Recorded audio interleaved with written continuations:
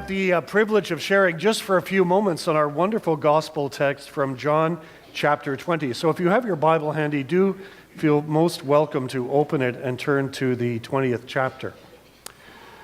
We live in a time of technological change. In fact, someone said that if you have been alive in the last 100 years, you've seen more change in this time period, living as part of this past century, than all of the previous generations put together. In fact, someone was commenting that Isaac Asimov and some other futurists were predicting what the future would look like, and they thought that one of the implications of the introduction of technology today was that actually it would be time-saving. People would actually work less, have more time for recreation. So unless you're living in France, sorry. You may or may not know, but the French get a standard 6 weeks holiday per year. That's why if you go to Paris in August, nobody's there except tourists. But one of the reasons that's interesting about this is the introduction of networking technology, things like Twitter. So for those of you who tweet other people, you may be familiar that if you're on Twitter, you have followers or you are followed. People like Justin Bieber, who's probably, ironically, one of the best-known Canadians, has about 60 million followers on Twitter. That's scary. If you get your idea of what Canada looks like from certain people, it can be entertaining, interesting, odd. It is interesting. How do people develop their cultural stereotypes? They often look at individuals. So one of the things about being followed on Twitter very often is that even how you dress becomes something that those who follow you may want to imitate. And a lot of companies will want people who are on Twitter to dress in a particular way and advertise their products. You may know that product placement takes place in a lot of movies, for example. They close up on certain companies, I won't mention which ones, but happen in films deliberately to highlight a product. And so one of the things that happens on Twitter is you follow people or you are followed. Of course, today we're talking about someone who calls us to follow him in a much different way, a much more intimate way, and calls each of us by name, just as he calls Mary by name in our gospel this morning.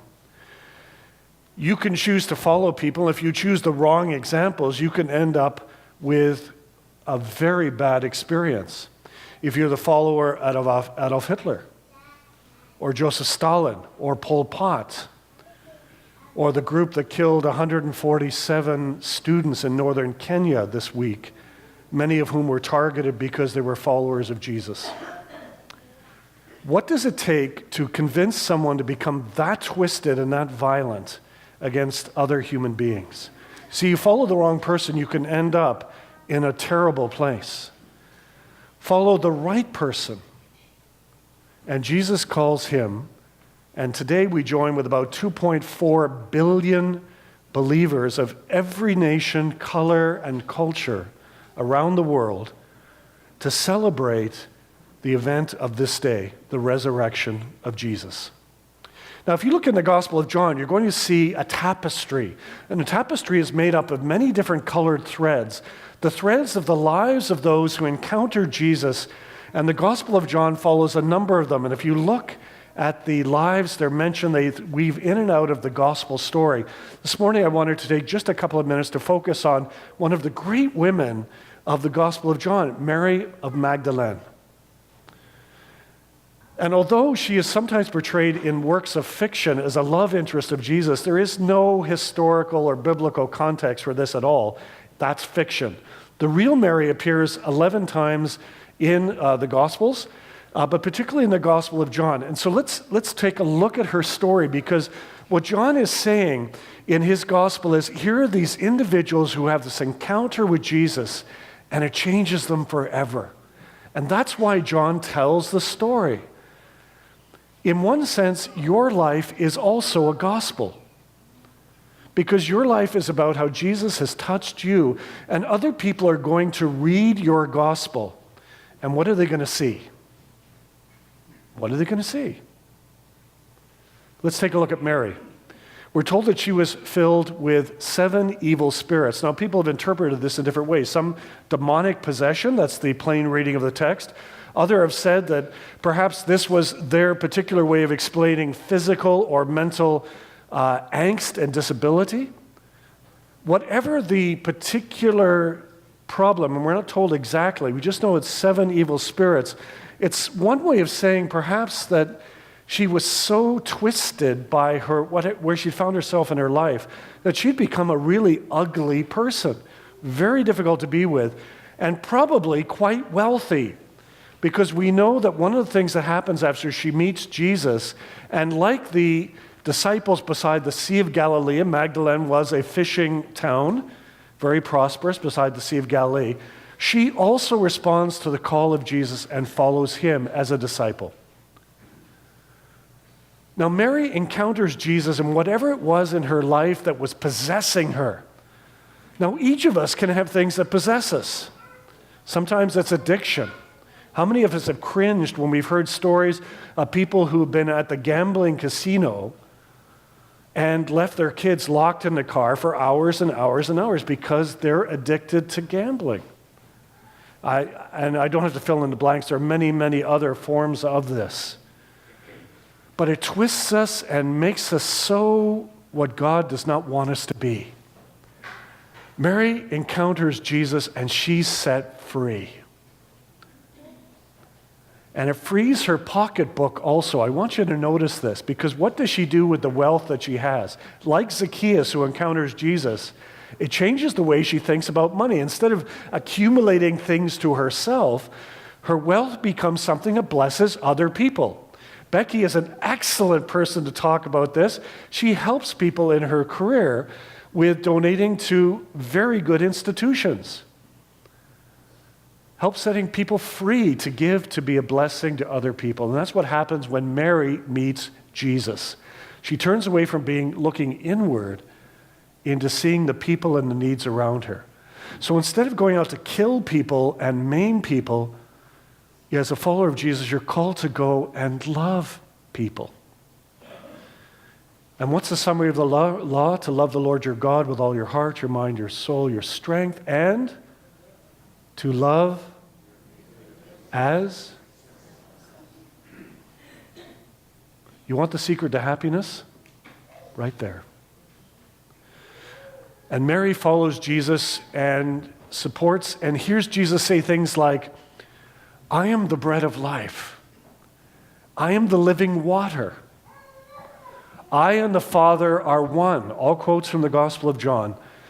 And the most perhaps profound, I am the resurrection and the life.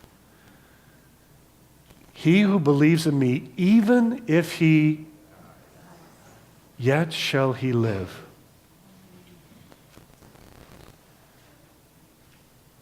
And so can we begin to imagine the angst of Mary in this week in Jerusalem, seeing the arrest of Jesus, the running away of the disciples, the betrayal of Jesus by one of them, the denial of Jesus by the one who said he loved him the most.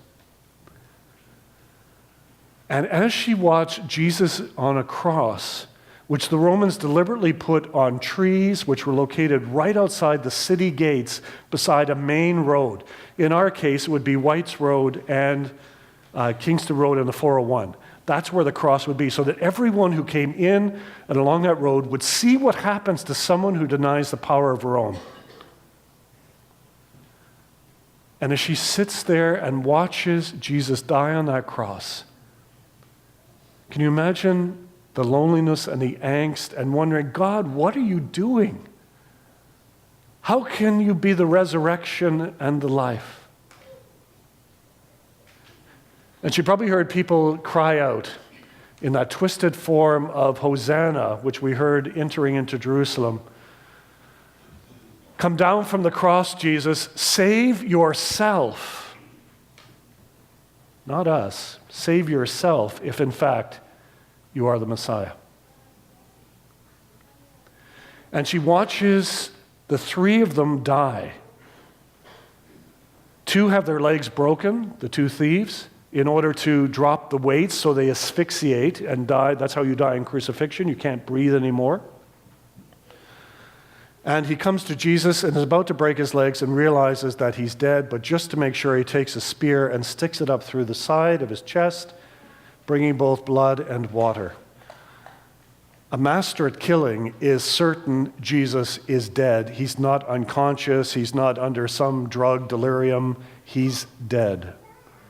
And Mary, watching from a distance, has her heart broken.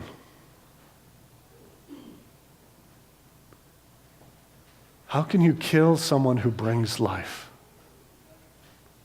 And you can imagine her kneeling there with tears coming down her face at the cruelty and the inhumanity of man to man.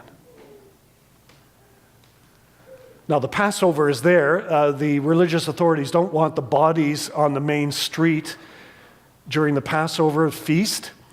And so they go to Pilate. Pilate arranges. Joseph Arimathea offers his tomb. Jesus' body is wrapped quickly, taken to the tomb. The rock sealed against it, a Roman seal, and a guard put on the tomb. And Mary, who watches from a distance, then goes home. And her heart's broken. And so she decides to do the thing as a sign of love for the one who set her free. She, with the other women, gathers linen cloth and spices to go back to the tomb to hopefully convince the guards to move the heavy stone so that she might anoint the body as an last act of love. For those of you who have had the difficult chore of choosing funeral clothes for a deceased loved one, you know exactly what I'm talking about. How difficult it is to go through the cupboard and pick those items out to take them to the funeral home. In traditional days, the body would be placed in the parlor, and it would be family members who'd wash the body. Some of you may, in fact, still practice that tradition where you come from. It's an act of love, and it brings tears to your eyes. And you can imagine Mary carrying the cloth with the other women and the spices, walking slowly towards Joseph Arimathea's tomb, and their tears falling from their face to the ground. And as they approach the tomb, they're surprised. Where's the guard? Why is the stone rolled away from the opening and the seal broken? They look in. There's no body. Just the linen wrappings where the body has essentially evaporated from inside them and they've collapsed in on themselves. Mary and the women are so shocked they don't know what to do. So they run to find Peter and John, the other disciples, and tell them. Peter and John run back to the tomb, look inside, and they themselves are taken aback. It wasn't what they're expecting. The tomb's empty. Where's the body? When Mary Magdalene comes back to the tomb, she sees two angels. And as she sits there grieving, now they've stolen his body, is what she's thinking.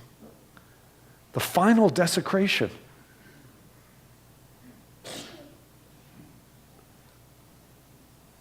And suddenly there's someone who approaches, getting closer and closer. And you know how your eyes get a little bit blurry when you're crying, and you can't quite see clearly.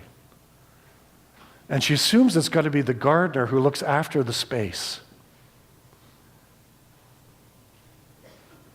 And Mary cries out, "If you've taken the body, can you please tell me where it is?" And then Jesus speaks her name in a way that she had heard it so frequently, Mary. She falls on her knees and puts her arms around his legs, weeping with joy. And it's a physical Jesus. It's not an illusion or a hallucination. She's got a real person.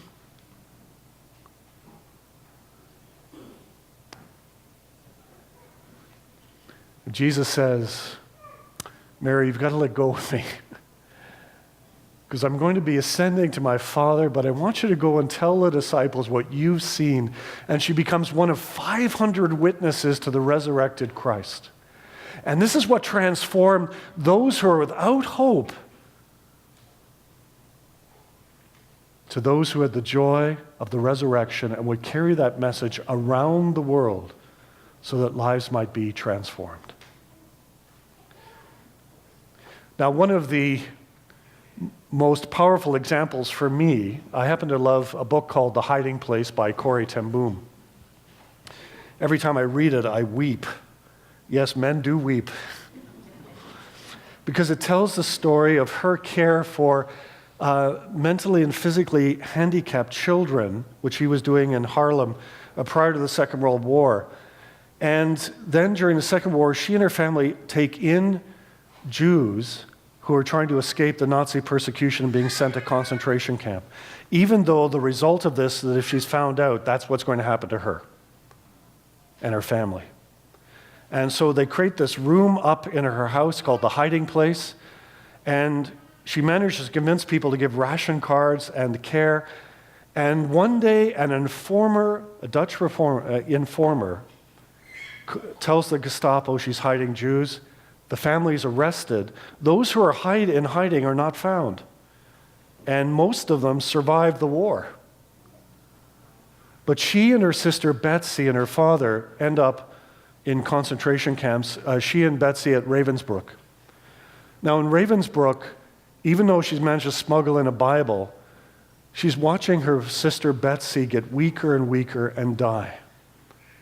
And she becomes so angry with God. God, where are you in the midst of my anger and sorrow and pain?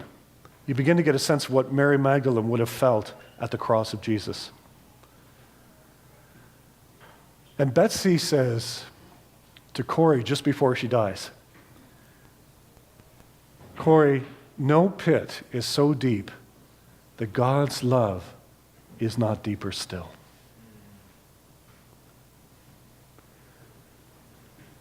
Short time after, Corrie is released from the Ravensbrück. She discovers later it's a clerical error.